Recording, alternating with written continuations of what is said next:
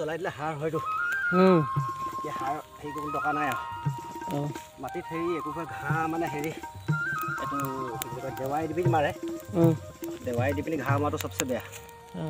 দেৱাই দি ঘাঁহ মাৰিলে কি হয় হেৰি হৈ যায় যিটো ইয়াত ভিটামিন থাকে যিবিলাক মানে মাটিৰ উপকাৰীতা পোক থাকে সেই পোকবিলাক মৰি যায় এনেকৈ জুই জ্বলাইলে ভাল মানে এনেকৈ জুই দিয়াৰ লগে লগে সাৰ হ'ব সাৰ হোৱাৰ লগতে মাটিডোখৰ সাৰ পাব সঁচাকৈ চাবলৈ গ'লে বৰ্তমান অসমত আমি বহুতখিনি ভুক্তভোগী হৈ আছোঁ আজি বৰ্তমান বজাৰৰ আপুনি শাক চব্জি খাই আমি দেহাবিলাক বেয়া কৰিছোঁ আমাৰ পেটবিলাক বেয়া কৰিছোঁ কিন্তু আমি ঘৰৰ বাৰীতে নিজৰ কাৰণে অকণমান হ'লেও আমি খেতি বাতি কৰিব পাৰোঁ কিন্তু এই কামটো কৰিবলৈ আমি সকলোৱে মানে নিবিচাৰোঁ সেয়েহে মই ক'ব বিচাৰোঁ ৰাইজসকলক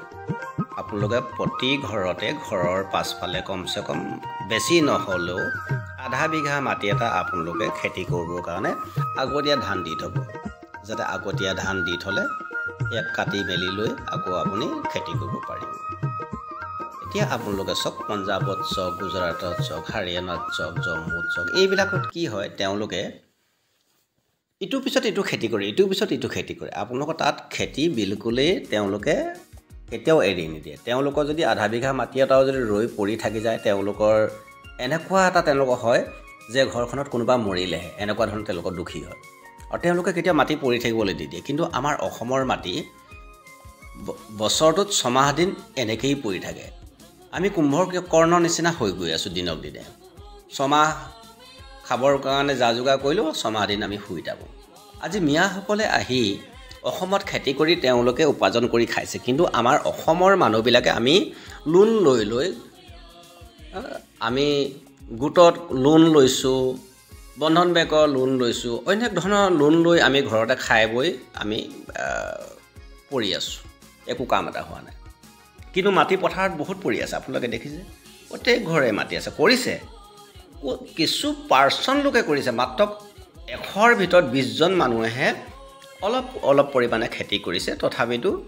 যিকেইজনে কৰি আছে সদায় কৰি আছে যিকেইজনে কৰা নাই বিলকুলেই কৰা নাই সেয়েহে আপোনালোকক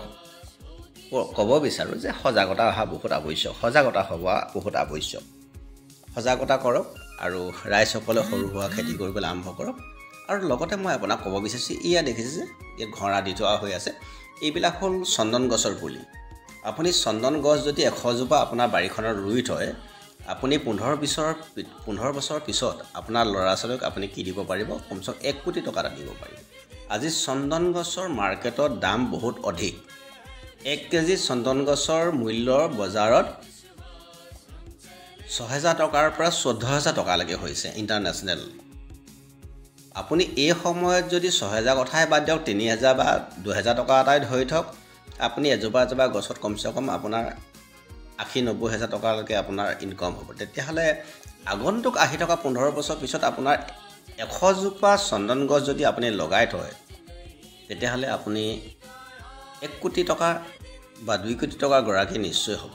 সেয়েহে আপোনালোকক ক'ব বিচাৰোঁ আপোনালোকে মাটিবিলাক এনেই পেলাই নথব